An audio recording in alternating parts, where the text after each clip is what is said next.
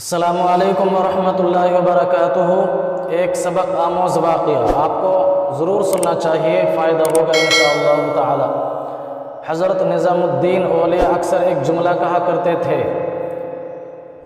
وہ جملہ کیا ہے میں آپ کو بتانے جا رہا ہوں، آپ غور سے سنیے اور ہمارے ویڈیو کو شیئر کریے اور بیل آئیکن گھنٹی کو ضرور دبائیے تاکہ ہماری ویڈیو اب تک لگاتار پہنچتی رہے۔ وہ جملہ کیا تھا میں اس کو بتا رہا ہوں۔ ہم سے تو دھوبی کا بیٹا ہی خوش نصیب نکلا۔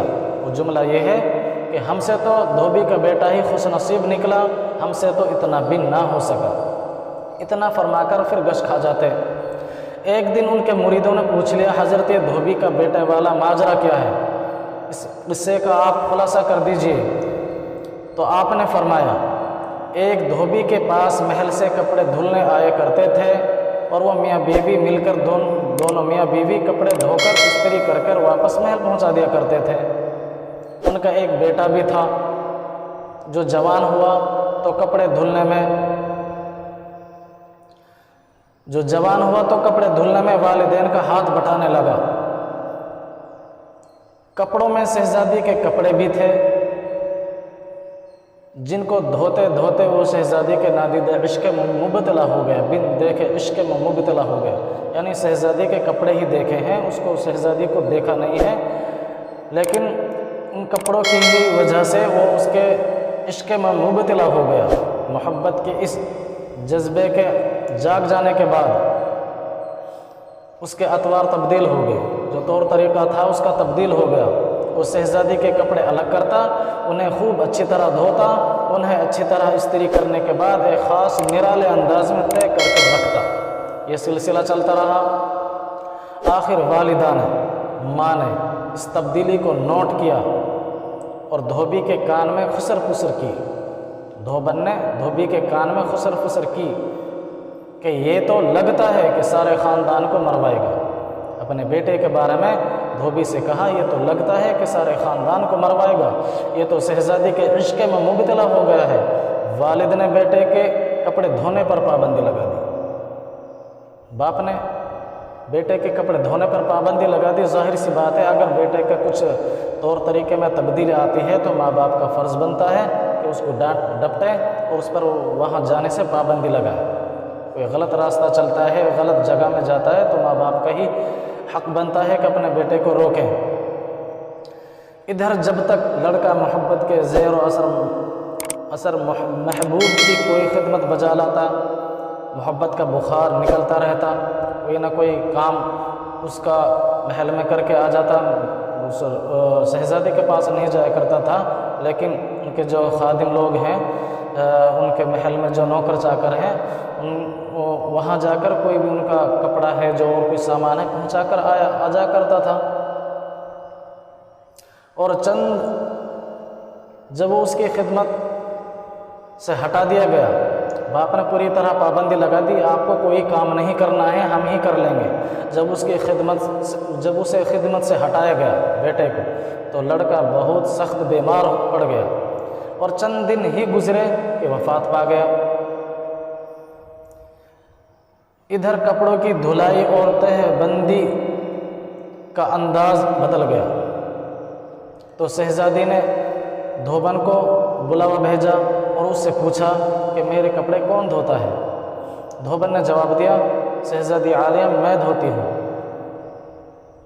شہزادی نے کہا، پہلے کون دھوتا تھا؟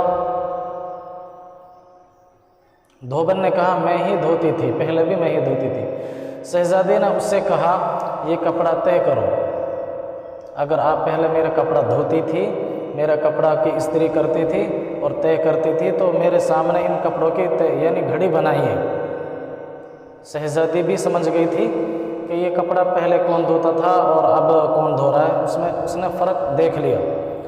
اب دھوبن سے ویسے ہی طے نہیں ہوتا تھا، ویسے ہی گھڑی نہیں بن رہی تھی، جیسے پہلے گھڑی استری دھو کر کپڑے آیا کرتے تھے تو ویسے دھوبن سے نہیں ہو رہا تھا۔ تو شہزادی نے اسے ڈانٹا سخت آواز میں، تم جھوٹ بولتی ہو، سچ سچ بتاؤ ورنہ سزا ملے گی۔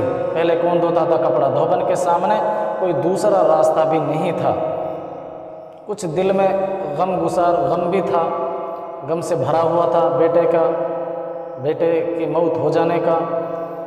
وہ زاروں قطار رونے لگی، دھوبن زاروں قطار رونے لگی۔ کچھ غم تھا اپنے بیٹے کا، کچھ تھا ہماری نوکری چلی جائے گی، ہماری جو روزی روٹی چل رہی ہے ان کپڑوں کے دھونے سے ہماری محل سے نوکری کٹ جانے کا بھی ڈر تھا۔ تو وہ زاروں قطار رونے لگی اور سارا ماجرا شہزادی سے کہہ دیا، پورا سچ سنا دیا۔ شہزادی یہ سب کچھ سن کر سناٹے میں آ گئی، سن رہ گئی، سوچ میں پڑ گئی۔ پھر اس نے سواری تیار کرنے کا حکم دیا اور شاہی بگی میں سوار ہو کر پھولوں کا ٹوکرا بھر کر لائی اور مقتول محبت کی قبر پر سارے پھول چڑھا دیے۔ زندگی بھر اس کا یہ معمول رہا، پوری زندگی بھر اس شہزادی کا یہ معمول رہا۔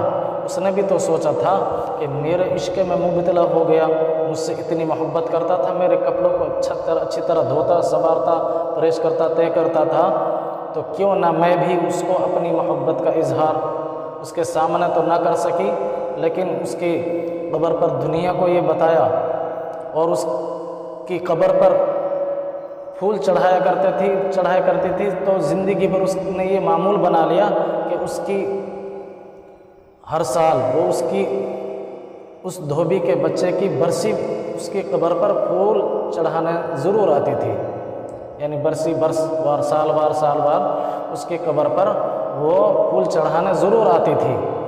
جس دن وہ موت ہوئی تھی اس کی برسی ہی بولتے ہیں اس کو، سالواں بولتے ہیں، بہت سارے جگہوں میں سال بولتے ہیں، سالواں برسی یہی بولتے ہیں، 1 سال ہو گیا، 2 سال ہو گئے، 3، یعنی ہر سال اس کی قبر پر پھول چڑھانے آتی تھی۔ یہ اس کی قبر یعنی پھول چڑھا کر چلی جاتی تھی۔ اس نے دھوبی کے بیٹے نے بھی محبت کی تھی، تو اس نے بھی اپنی محبت کا اظہار دنیا کو دکھایا۔ یہ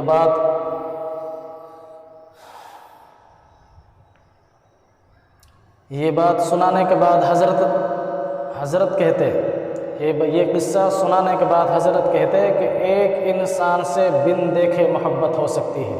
اب غور کریے، اب غور سے سنیے، یہاں اس میں ہمارے فائدے کی بات اس میں اب نکلے گی۔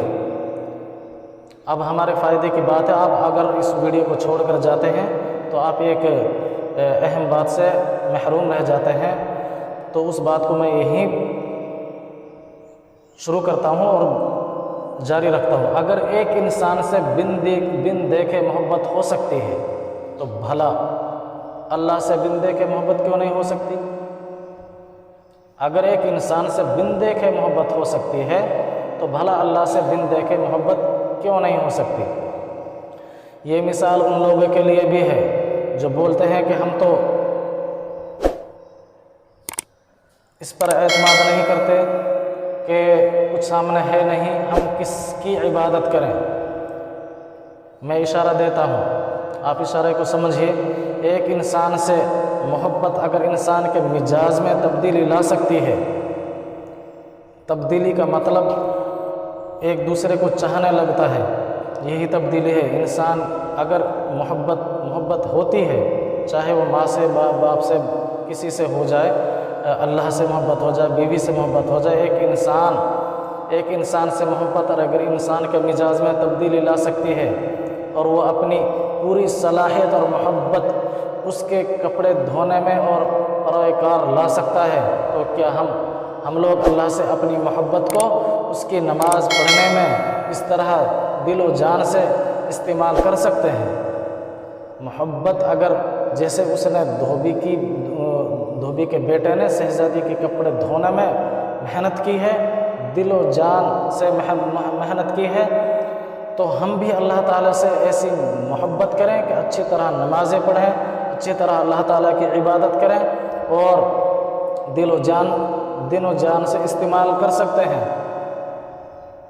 مگر ہم بوجھ اتارنے کی کوشش کرتے ہیں۔ نماز کیا ہم نے سمجھا کہ ظہر کی اذان ہو گئی، چلیے نماز پڑھ کر آتے ہیں، فرض پڑھ لیے، سنت پڑھ لی، بوجھ اتر گیا، سمجھتے ہیں نہیں۔ اللہ تعالیٰ کا یہ اہم فریضہ ہے۔ نماز دین کا ستون ہے، پورا دین کا دار و مدار نماز پر ہے۔ آپ اگر نماز 5 وقت کی پڑھتے ہیں تو पूरा दारोमदार उठाए हुए है।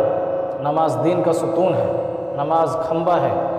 अगर आप इसको बोझ उतारना समझते हैं तो फिर अल्लाह से क्या मोहब्बत होगी।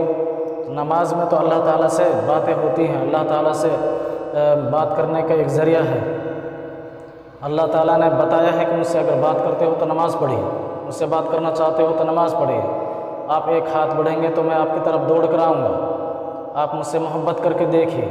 अगर इतनी मेहनत हम अल्लाह ताला के साथ करें, अल्लाह ताला की मोहब्बत के लिए करें, जितनी उस धोबी के बेटे ने उस शहज़ादी के लिए की थी, अगर इतनी मेहनत हम अल्लाह ताला की मोहब्बत के लिए करें तो हम इंशाअल्लाह ताला कामयाब हो जाएंगे और हमें कामयाब होने से कोई नहीं रोक सकता। अल्लाह ताला मुझे और आपको अमल की तौफीक अता फरमाए। अस्सलामु अलैकुम व रहमतुल्लाह।